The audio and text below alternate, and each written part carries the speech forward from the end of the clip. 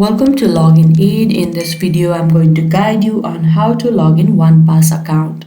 For that, make sure you open one preferred web browser. Here I am opening Google Chrome.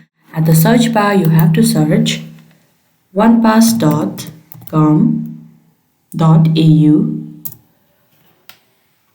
You will be now led to this official home page. Before logging in, make sure you already have your account.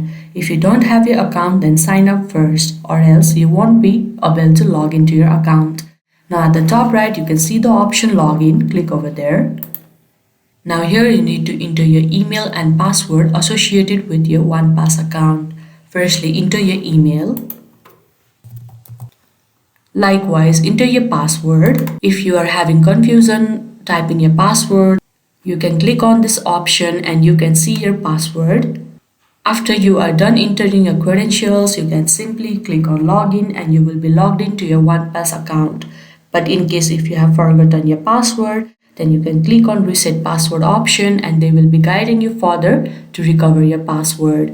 And in case if you don't have your account, then you can click on sign up now option and follow accordingly to create your OnePass account. I hope you found this video helpful. Don't forget to like this video and subscribe our channel Login Aid. Thank you.